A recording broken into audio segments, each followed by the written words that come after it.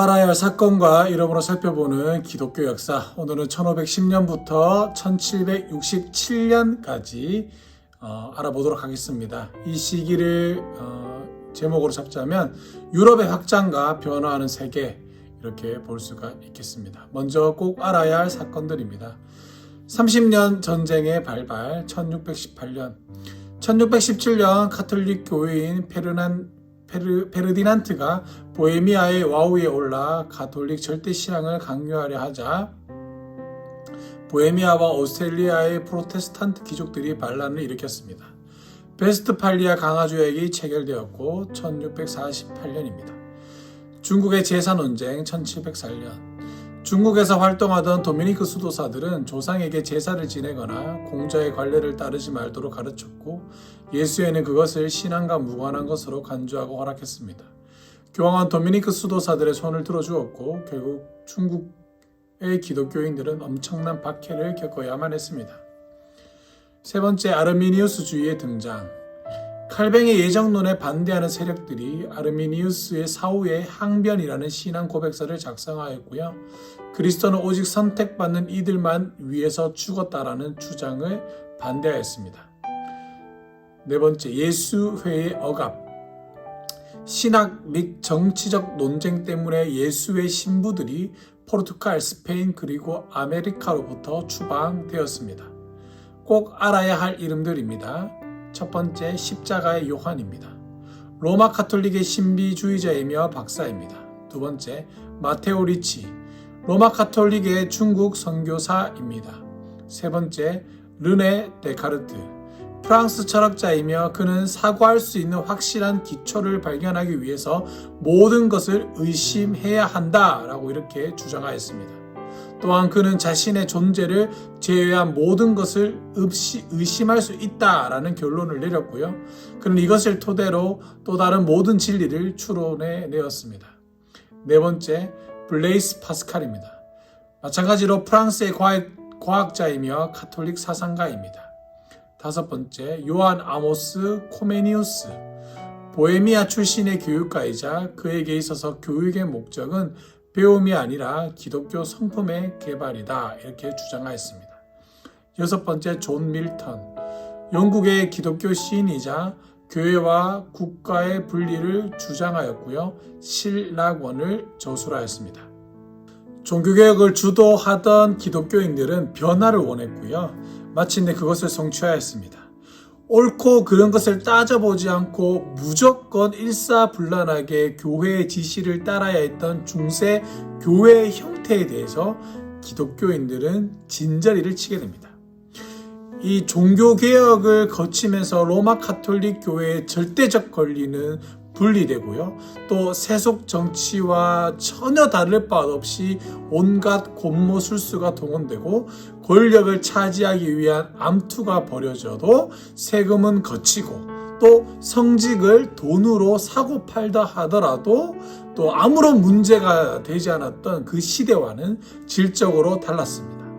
다시 말하자면 로마 카톨릭이 누렸던 영화는 이미 옛날에 있었던 일로서 회상되곤 했습니다. 자, 이 개신교회와 로마 카톨릭 사이에 빚어진 긴장과 갈등은요, 결국에는 혼란과 전쟁을 초래했는데요. 제일 먼저 초래했던 것이 바로 30년 전쟁이라 볼 수 있는데 조금 살펴보도록 하겠습니다. 먼저 자신들과 다른 신앙을 가진 사람들에게 가차없이 가해지는 박해와 이단의 논쟁이 줄을 이었고요. 또 절대적 권력이 없어짐을 틈타 독립을 꿈꾸던 네덜란드는 스페인을 상대로 싸움을 시작하게 됩니다. 이렇듯 종교개혁이 마무리되어 가던 17세기 초반의 상황은 더욱 암울하고 절망하였습니다. 또한 세력의 판도를 일거에 바꾸어 보려는 로마 카톨릭과 초기 개신교 사이에 빚어진 30년 전쟁은 사람들에게 상당한 고통을 주었는데요. 이 예상치 못한 전쟁을 겪게 되자 기독교인들은 그런 개혁이 처음에 자신들의 기대하던 것과는 전혀 다른 방향으로 흘러가자 심각하게 고민하게 되는 처지에 놓이게 됩니다. 자, 이 30년 전쟁에서 대표적인 참극이 벌어졌는데요. 바로 위그노들의 참극이다, 이렇게 볼 수가 있겠습니다. 자, 이 독일이 강력한 루터의 영향 아래에 있었다면 프랑스는 칼뱅의 영향권 아래에 속해져 있었습니다. 프랑스 개신교인들은 프랑스와 1세와 그의 누이 나바르 여왕 마구리드 덕분에 카톨릭 세력부터 어느 정도 안전한 유지할 수 있었습니다. 하지만 앙리 2세가 즉위하면서부터 상황은 급변하게 바뀌어지게 되는데요. 이 앙리 2세는 독일에서부터 밀려 들어오는 루터의 사상을 위협으로 간주하고 개신교인들을 박해하고 화형에 처하게 됩니다. 이 신앙 때문에 박해를 받아야 했던 프랑스 개신교인들은 칼뱅의 지도를 받아서 스위스의 제네바에서 새롭게 세력을 규합했습니다. 이들은 나중에 스위스 제네바 지역에 있는 사람과 또 프라이부르크와 또 베른, 그리고 아까 제네바가 맺었던 이 동맹을 때문에 뭐라고 불려지냐면 위그노라고 불려지게 됩니다. 이 위그노도 마찬가지로 개신교인이라는 겁니다. 자, 이 앙리 2세의 죽음으로 이제 개신교, 다른 말로 하면 위그노에게 전해졌던 압박이 없어졌는데요. 여기서 잠깐 용어를 정리하고 갈게요. 개신교라는 용어도 있고요. 위그노라는 용어도 있는데, 이 위그노는 뭐냐면 프랑스 안에서 개신교를 믿는 사람들을 가르쳐서 위그노라고 이야기한다는 거 기억해야 합니다. 자, 이 신앙 때문에 탄압을 받아야 했던 그 개신교인들이 결국에는 이 앙리 2세가 죽자 조금 나아지게 되는데요. 자, 1572년 8월 24일 날 누구도 상상하지 못했던 대박해가 시작되는데, 성 바돌롬의 축일에 맞춰서 이 축일을 알리는 아침 종소리가 되자 카톨릭파 사람들이 프랑스의 기독교인들, 다시 말하면 위그노들을 처형하기 시작합니다. 무차별하게. 그래서 이때 죽었던 사람들의 수가 어마어마하게 많고요. 이 전쟁이 언제까지 지속되어야 되냐면, 아까 전에 제가 말했던 1572년 8월 24일부터 시작해서 10월 달까지 약 2달간 대학살이 진행되었는데, 이때 죽었던 프랑스 개신교인 위그노들이 약 1만 명이나 죽게 되었습니다. 자, 이것은 언제 마무리가 되었냐면요. 카톨릭으로 개종한 앙리 4세가 1598년에 낭트 칙령이라는 것을 발표하게 되는데요. 이 발표로 인하여 다시 한 번 더 위그노에 가해졌던 박해가 멈춰지게 되고요. 이 낭트 칙령이 발표되기 전까지 프랑스 안에서 개신교를 믿고 있었던 것은 불법으로 간주되었습니다. 야콥 아르미니우스는 널리 알려진 네덜란드의 설교자이었습니다. 1500년도 후반에 어떤 목사가 칼뱅은 예정론에 관해서 잘못을 범했다라고 이렇게 주장하고 나섰습니다. 이 주장을 들은 아르미니우스는 칼뱅의 주장을 옹호하였습니다. 아르미니우스가 내린 결론은 칼뱅의 사상을 따르는 운동에 혼란을 초래했고요. 결국에는 분열로 이어지게 됩니다. 이 아르미니우스는 1609년에 세상을 떠나는데요. 그러나 예정론에 대한 갈등은 쉽게 가라앉지 않았습니다. 이 아르미니우스가 죽은 다음 해에 아르미니우스의 추종자들은 구원에 관한 다음에 5가지의 신조들을 요약한 주장, 곧 항변이라는 책을 출판하게 됩니다. 그 5가지의 내용을 제가 한번 읽어드리도록 하겠습니다. 첫째, 인간은 스스로 어떠한 선한 일도 할 수 없다. 둘째, 세상이 창조되기 전에 하나님은 자유롭게 그리스도를 신뢰하기로 선택한 사람은 누구나 구원하기로 결정하셨다. 셋째, 예수님은 모든 사람을 위해서 돌아가셨지만 그분의 죽음은 믿는 사람들만 구원하신다. 넷째, 사람들은 자신들을 구원하시려는 하나님의 시도를 거절하는 것을 선택할 수 있다. 다섯째, 성경은 그리스도인들이 자신들의 구원을 잃어버릴 수 있는지의 여부에 대해서 분명히 설명하지 않는다. 자, 아르미니우스의 신조는 이렇게 끝을 맺게 되는데요. 뭐라고 말을 하냐면 이런 항목들은 구원에 충분한 것을 제시한다. 더 많은 것이나 더 적은 것을 구하는 것은 불필요하다. 이렇게 그 신조 내용의 끝을 맺습니다. 어떤가요? 우리가 평소에 들었던 것과 비슷한가요? 비슷하다라고 생각을 하셨다면 여러분들 이때까지 만났던 목사님들과 목회자들에게 잘못 배운 것입니다. 네덜란드의 모리스 왕자는 1618년에 그 갈등을 끝내려는 시도를 하게 됩니다. 모리스 왕자는 정치적 및 종교적 이유 때문에 아르미니우스주의자들을 비난하는데요. 이 때문에 그는 유럽 전역의 칼뱅파 목사들을 네덜란드 도르트시에 초대하게 됩니다. 그들이 여기에 오게 된 이유는 당연히 아르미니우스주의를 비판하기 위해서였습니다. 도르트 교회 회의는 정치적인 색채가 깊었지만 균형 잡힌 칼뱅파 신조를 천명하려고 시도했는데요. 우리 개혁주의의 또 하나의 유명한 교리서가 바로 도르트 교리서라는 것이 있습니다. 이 도르트 교리서는 다른 말로 하면 아르미니우스 주의자들의 주장에 항변이라는 그 책에 반박하기 위하여 나온 책자가 교리서가 바로 이 도르트 신경이라고 볼 수 있고 도르트 교리다 이렇게 볼 수 있는데요. 조금 살펴보겠습니다. 5가지의 아르미니우스 주의자들의 반박에 대한 논박입니다. 첫째, 인간은 본래 영적으로 죽었다. 자연적으로 그리스도를 따르고 싶은 마음이 있는 사람은 아무도 없다. 둘째, 누군가 그리스도를 믿으면 그것은 하나님이 그 사람을 중생하도록 선택하셨기 때문입니다. 하나님의 선택은 무조건적이다. 그것은 어떤 인간적인 결정과 무관하다. 셋째, 그리스도의 죽음은 그분을 믿는 이들만 위해서 속죄하셨다. 넷째, 하나님이 누군가를 중생시킬 때 그 사람은 하나님의 은혜를 거역하거나 거부할 수가 없다. 다섯째, 모든 신자들은 종말의 때까지 신앙 안에서 보존될 것이다.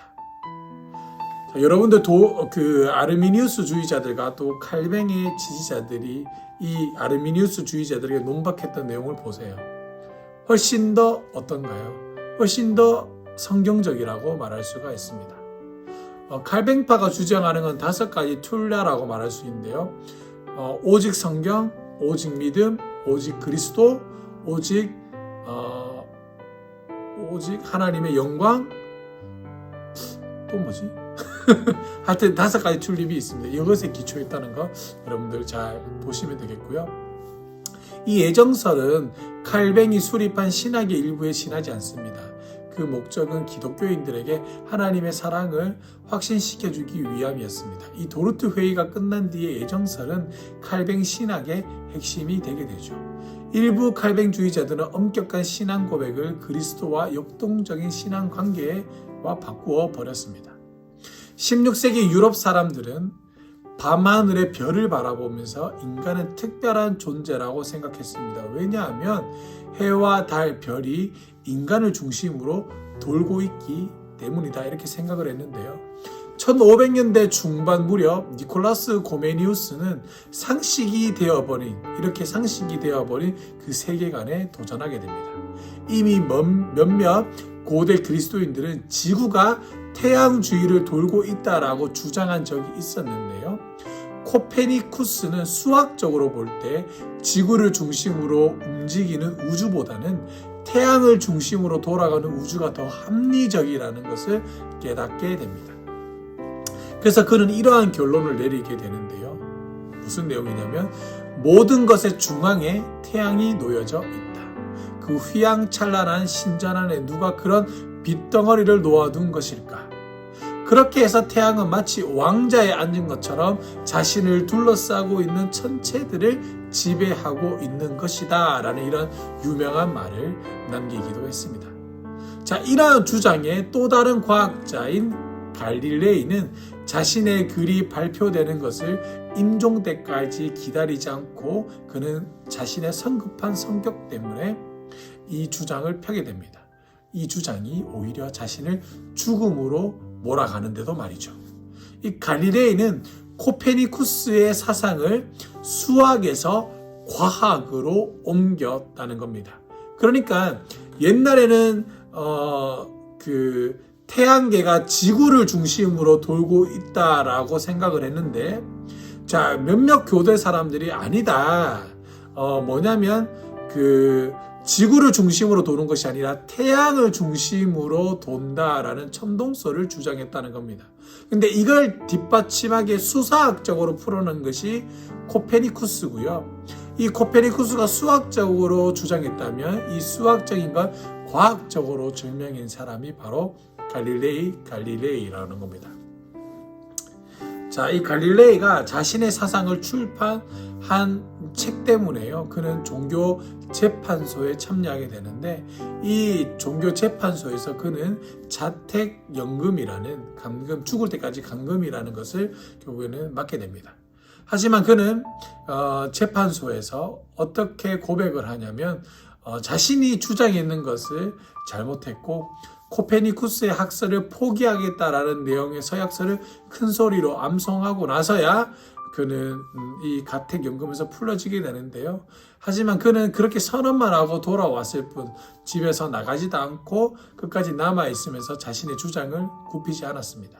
이 사건 이후로 교회는 이제 과학적인 대답은 교회가 하지 않고 과학자들에게 과학적인 답변을 넘기게 되는 사건이 시작되었다라고 이렇게 볼 수가 있을 것입니다.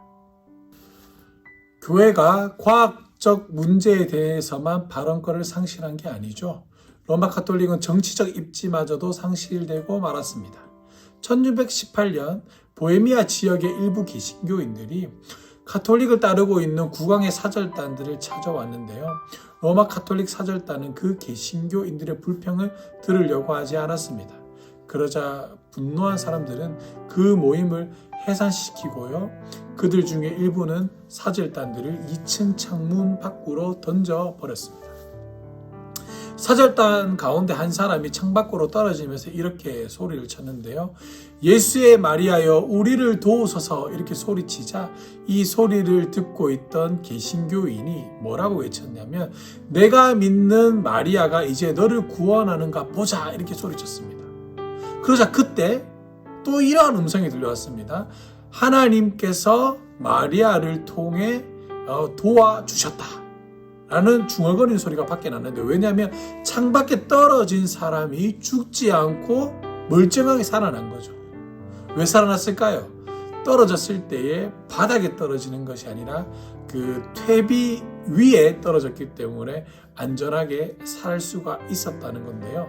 자, 역사관들은 이 냄새나는 사건을 일으켜서 프라하의 창밖 내던지기라는 이름으로 불려지게 되고요. 또 다른 말로는 이 사건을 계기로 해서 이제 가톨릭이 본격적으로 개신교인들을 학살하기 시작했다라고 이야기를 했는데, 그 학살의 기간이 무려 30년 동안 지속되었기 때문에 30년 전쟁이다 이렇게 불려지게 된다라는 것입니다.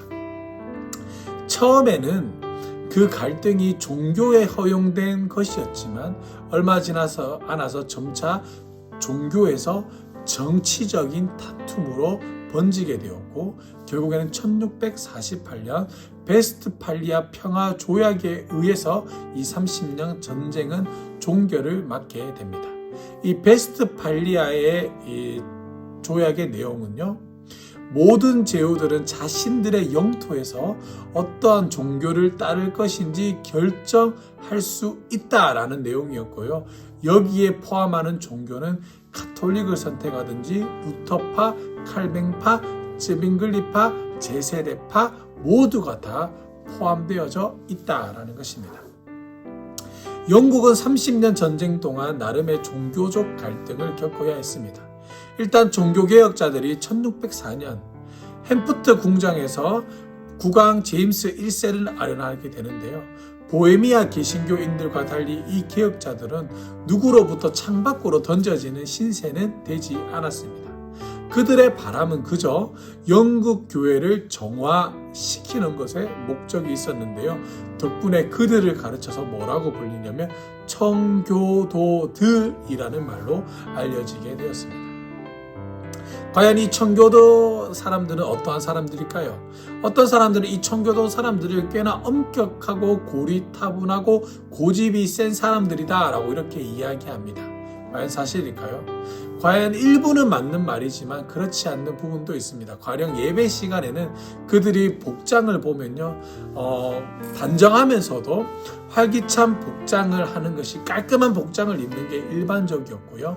가정생활에서 살펴보면 배우자는 늘 자신의 성적인 만족을 아내에서 차지해야만 하고요. 또 가정을 온전히 지키고 아버지는 아버지로서 의무를 다하고 어머니는 어머니로서 의무를 다하여 온전한 가정을 이루는, 화목한 가정을 이루고 그 화목한 가정을 바탕으로 하나님을 사랑하며 이웃을 내 몸과 같이 사랑하는, 그래서 이웃과도 활발한 관계, 수평적 관계, 하나님과도 원만한 관계, 수직적 관계를 이루는 그 신앙적 모델이 바로 성공의 사람들이다, 또 청교도 사람들이다 라고 이렇게 볼 수가 있겠습니다.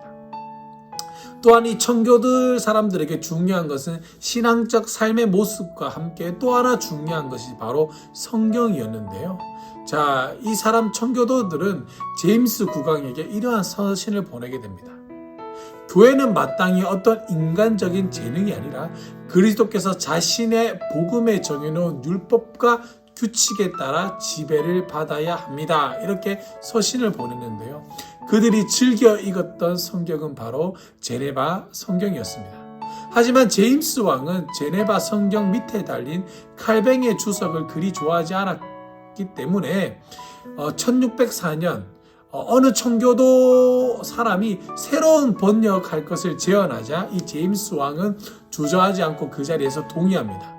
그래서 이 제임스 왕이 주도하여 47명의 학자들이 33개월 동안 매달려 성경을 번역했는데요. 이 성경이 바로 킹 제임스 왕 역본이라고 불려지게 됩니다.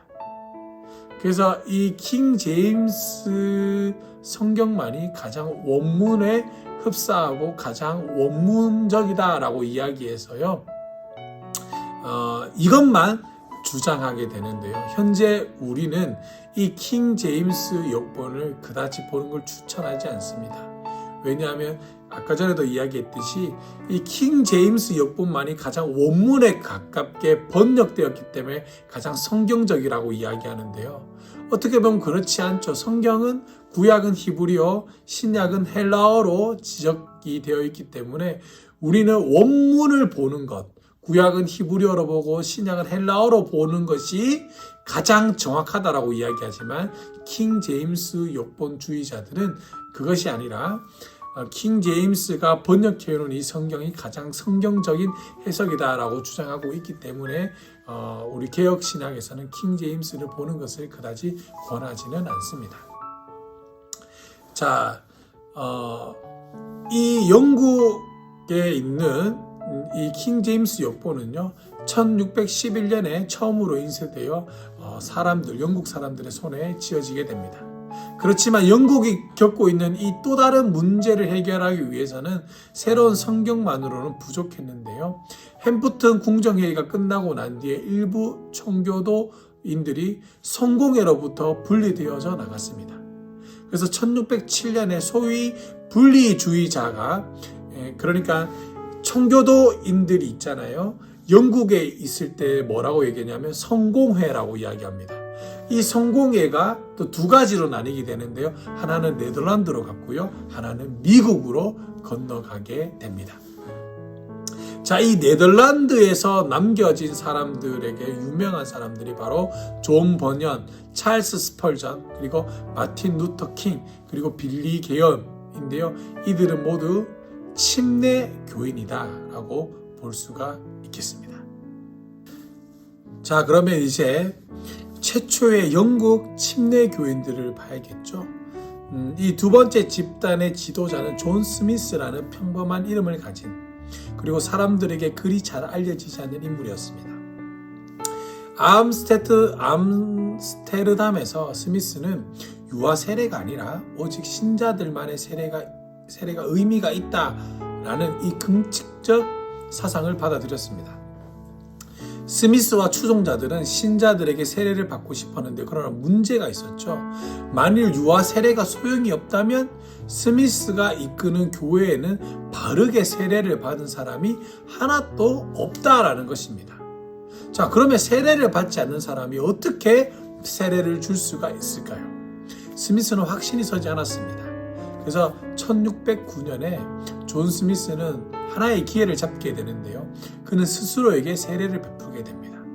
이 스미스의 세례 때문에 새로운 회중이 출현하게 되는데요. 바로 암스테르담이 제2 영국교회 분리자들의 형제들이라는 교회라는 겁니다.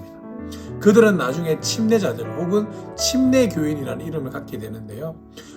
다시 세례를 줬다라고 이야기를 해서 제세례파와 비슷할 수도 있습니다만 조금 다르다는 겁니다. 자, 영국의 침례교인들 가운데 가장 유명한 인물이 바로 존 번연인데요. 존이 9살이었을 때 제임스 왕 아들 찰스는 영국의 모든 교회로 하여금 영국 성경회의 예식을 따르라는 지시를 내리게 됩니다. 이 교회의 분쟁은 얼마 지나지 않아서 정치적인 분쟁으로 바뀌었고 영국 전역은 혼란에 빠져들게 됩니다. 당시에 의원으로 있었던 크로멜이 청교도를 지지하는 군대를 조직하게 되죠. 5년이 지나지 않아서 크로멜은 영국을 장악했고요. 그가 이끄는 군대는 국왕 찰스와 그가 임명한 대주교를 참수형에 처해버립니다. 지난 시간에 배웠죠. 그래서 존 번연은 16번째 생일을 맞이하는 날 크로멜 군대에 징병이 되었습니다. 번연은 별탈 없이 2해를 군대에서 보냈고요. 그가 속한 부대는 해산되었습니다. 주님의 보호자라는 그 별명이 붙었던 크로멜은 이미 영국의 사람들로부터 인기가 실어져 가고 있었습니다. 존 번연은 1648년에 결혼했는데 아무것도 가진 게 없었어요. 그래서 그 결혼할 때에 신부가 갖고 오는 혼숙감으로 책 2권 정도가 있었는데요. 그 첫 번째 책이 바로 순교자들의 책이라는 책이었습니다. 그 책은 존 번연을 완전 인생을 새롭게 바꿔놨는데요. 그는 자신이 그리스도를 결코 신뢰한 적이 없다라는 것을 이 책을 통해서 깨달았습니다. 자, 그는 아주 심한 심적 갈등을 겪고 난 뒤에 자신의 삶을 그리스도께 헌신하겠다라고 다짐을 했고요. 그는 이러한 기록을 남겼는데요. 나는 나무에서 총에 맞은 새처럼 꼬꾸라졌다. 이렇게 글을 남겼고요.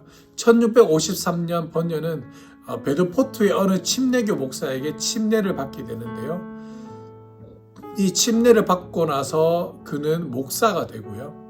자, 그리고 나서 목사가 되고 나서 침례교회에서 가장 인기 높은 순회 설교자 가운데 한 사람이 될 수 있었습니다. 자, 이 존 번연이 유명한 것은 뭐냐면 이 존 번연이 기록한 책 때문에 그러는데요. 무슨 책을 기록했냐면 우리가 바로 여름 수련회 때도 했던 철로 역정이라는 책을 존 번연이 집필했다라는 겁니다. 이 책을 집필하고 존 번연은 1688년에 감옥에서 세상을 떠나게 됩니다. 유럽이 종교전쟁이라는 몸살을 앓고 있는 동안 지구 반대편에는 또 다른 갈등이 불거지기 시작했는데요. 그 갈등은 이미 1492년에 시작되었습니다. 누구로부터냐면 바로 콜럼버스 때문이었죠. 이 콜럼버스는 아메리카에 도착하게 된 동기는요, 인도에 이르는 그 항로를 개척하기 위해서 라고 우리가 흔히 알고 있지만 사실은 그 이유마다 또 다른 이유도 있습니다. 자, 그는 황금을 찾고 있었는데요. 그는 십자군들이 이 회교도를 끝장낼 수 있도록 스페인이 자금을 지원하기를 바랬습니다. 자, 콜럼버스에게는요, 대양을 항해할 수 있는 자금이 없었죠. 그래서 콜럼버스는 성경을 이용했는데요. 이사야서 11장 11절에서부터 12절을 성취하는 것, 자기를 돕는 것은 이 이사야서 11장 내용을 성취하는 것이다라고 국왕에게 이야기를 했고 국왕으로부터 자금을 지원받았다는 겁니다. 그래서 1492년 콜럼버스는 바하마 제도에 도착하게 되는데요. 그리고 결국에는 혼두라스 해안에 닻을 내게 됩니다. 콜럼버스는 세상을 떠날 때까지만 해도 그는 여전히 자신이 인도의 동부 해안에 당도한 것이라고 믿었는데, 하지만 그가 실제로 발견한 곳은 인도보다도 훨씬 더 놀라운 곳, 그것은 유럽인들이 한 번도 밟아본 적이 없는 땅이었죠. 콜럼버스가 아메리카 신대륙을 발견하자 스페인과 포르투갈은 아메리카를 정복하기 위해서 신속하게 병사들을 파병했습니다. 스페인과 포르투갈 당국은 자신들이 결코 아메리카 원주민들을 정복하지 않는다라고 주장했습니다. 왜냐하면 그들을 복음화하는 게 자신들의 목표라는 이유였죠. 병사들은 원주민들과 전투를 치르기 전에 아주 큰 소리로 기독교 신앙을 요약한 글을 읽어줬습니다. 중요한 거는 읽어줬는데 여기에 반응을 하지 않으면 무차별하게 죽였다는 겁니다. 근데 중요한 건 원주민들이 여기에 반응을 할 수가 없었어요. 왜냐하면 원주민들이 알아듣지 못하는 원주민 말로 하는 것이 아니라 스페인어와 포르투갈어로 써서 원주민들에게 기독교의 핵심 교리를 설명하니까 반응을 하지 않는 거죠. 그래서 무참히 죽여버립니다.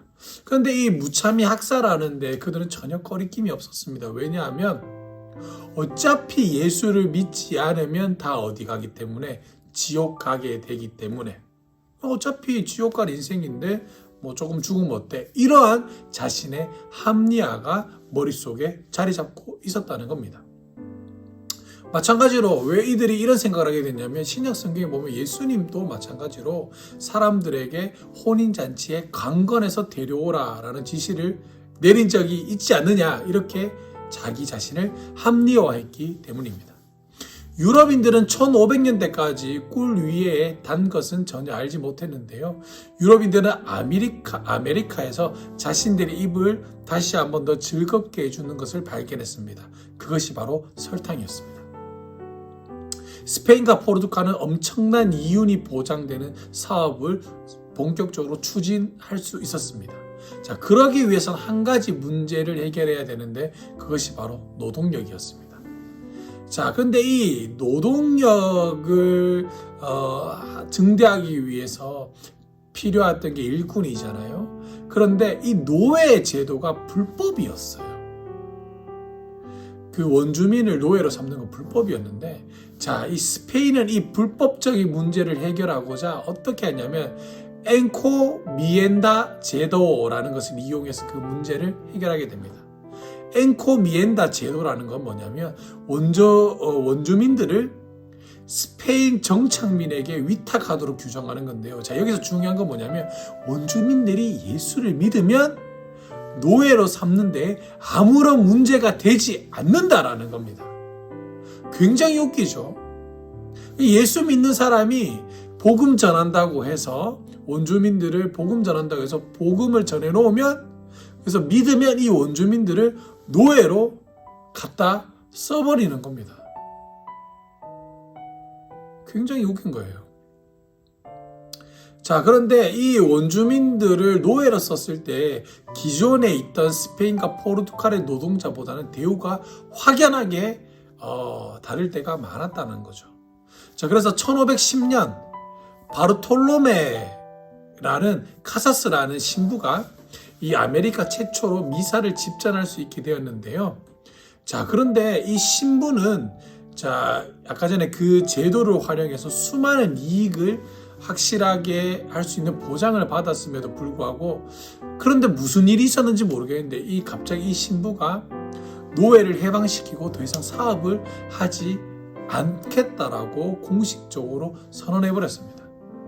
자, 이 신부 이름이 카사스인데, 카사스는 아메리카에서 자신이 했던 일을 후회하고 다시 스페인으로 돌아와 원주민들이 어떻게 학대를 받고 있고, 이러한 학대를 받고 있는 것은 잘못이며 원주민들의 권리를 되찾아줘야 한다라고 강력하게 인권을 보장하는 운동을 스페인에서 벌이게 됩니다.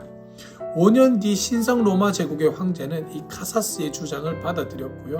그는 인디언들을 위한 카사스의 제안한 인디언 법률을 승인하게 됩니다. 그 법안은 원주민들에 대한 스페인의 권력을 남용하는 그 제한이 담겨져 있었습니다.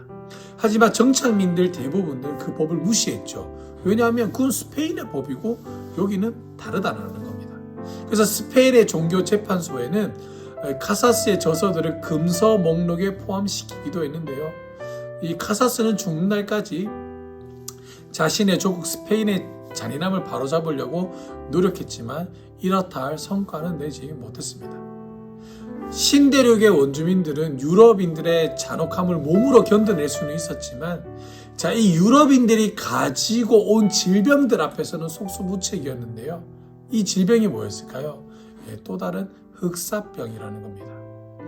유럽인들은 이미 흑사병으로 인해서 많은 사람들이 죽었지만 살아남은 사람들은 몸에 면역성을 갖고 있었어요. 하지만 이 아메리카 원주민들은 전혀 여기에 대해 반응할 수 없었고 이 질병 때문에 수많은 사람들 예를 들면 멕시코 같은 경우에는 약 1800만 인구 가운데 99% 약 1700만 정도 되는 인구가 목숨을 잃게 됩니다. 자, 이렇게 목숨을 잃게 되자 또 무슨 문제가 일어날까요? 노동력이 문제가 된다는 거죠. 자, 그래서 이 노동력이 문제가 돼서 아메리카인들이 다 죽어가기 시작하니까 인디언들이 죽기 시작하니까 그러니까 인디언들을 노예로 삼았던 이 노동력이 무너지기 시작하는 겁니다. 그래서 고안한 방법이 뭐냐면 아프리카인들, 흑인들을 노예로 데리고 오는 것이었죠. 자, 그래서 이 고대 철학가는 어떤 인종이 노예에게 적합하다라는 말을 남기기도 했는데 그게 뭐냐면 바로 노아의 방주 사건, 노아가 술 취해서 누워있을 때에 가나안이 바로 아프리카인들이라고 이렇게 이야기해서요. 가나안 후손들을 노예로 삼아도 된다라는 말로 해서 이 아프리카인들을 배로 싣고 노예로 싣고 오게 됩니다. 자, 이 신대륙의 정착민들이 누구나 아프리카에 끌려오는 사람들을 가축처럼 간주한 거는 꼭 아니에요. 자, 아프리카 출신들의 노예들이 배에 실린 채 몇 개월간의 항해를 마치고 오면요, 거기서 죽고 병들고 다친 사람들이 많았는데요. 죽은 사람들은 또 흑인들은 도착하자마자 배 밖으로 버려지게 됩니다. 그럼 버려지게 되면 여러 명의 흑인들이 달려와서 그들에게 먹을 것을 주고 고쳐주었는데요. 이런 뜻밖의 호의를 주도한 인물이 바로 누구냐면 페드로 클라버라는 사람이었습니다. 이 페드로는 사람은요, 이미 오래전에 사제의 선품을 받았고 노예를 돕는 일을 자신의 선교 임무로 간주하였습니다. 그래서 그의 이름 앞에는 늘 아프리카인들의 노예라는 이름을 늘 명칭을 썼는데요. 이걸 우리말로 해석하냐면 노예 중에 노예라는 표현이 된다는 겁니다. 재밌는 건 뭐냐면 이 페드로가 그렇게 많이 헌신했지만 어느 순날 중풍에 맞아 쓰러지게 됩니다. 그런데 같은 선교사들은 이 페드로의 행동이 못마땅한 겁니다. 그래서 이 페드로를 버려주게 되는데요. 그렇지만 버려두기 좀 뭐해서 아프리카의 노예를 사서 이 페드로 신부를 보게 하는데 이 노예는 이미 토착민들한테 많이 맞아서 분노에 가득 차 있는 상태였어요. 그래서 이 페드로 신부를 잘 돌보지 않았습니다. 하지만 몇몇 안나라한 사람들은 이 페드로가 했던 일 때문에 잘하면 이 페드로가 성인으로 추대될 수 있을 거라는 생각을 하게 됩니다. 그래서 몰래 페드로의 집에 와서 페드로의 유품들을 가져가고요. 심지어 페드로가 입고 있던 옷까지 가져가게 됐다는 겁니다. 왜냐하면 페드로가 성인으로 추대되면 이 성인의 물건은 어마어마한 값어치를 띠게 될 것이 분명했기 때문에 그랬다라는 겁니다. 결국에는 페드로는 죽게 되는데요. 그 죽게 되었을 때 그의 몸에는 아무것도 남아 있는 게 없었고요. 발가벗은 채로 그는 초라한 죽음을 맞이했다라는 기록이 있습니다. 참으로 아이러니합니다. 먼저 믿은 자라고 이야기를 해서 신대륙을 발견하고 신대륙에 가서 예수의 이름으로 마치 십자군 원정을 했던 것처럼 무차별하게 차별하고 박해를 가하고 그 박해를 가한 것도 모자라 그들이 이제 질병으로 죽게 되자 성경을 인용하여 노예 제대로 합법하고 아프리카 노예를 데리고 오는 것도 성경을 인용해서 정당화하고 그리고 그것에 반대하는 기독교인들을 무시하고 그리고 오히려 성경적인 행동을 했던 사람들이 죽자 그가 성인으로 추대될 것을 인지했던 수많은 동료 또는 많은 사람들이 그의 옷을 빼앗아 가서 마지막에 의로운 사람들은 안타까운 죽음을 하게 되는 이런 현실. 역사는 되풀이 되고 있습니다. 과연 우리는 온전한 신앙생활을 하고 있는 것일까요? 우리가 한번 되돌아봤으면 좋겠습니다.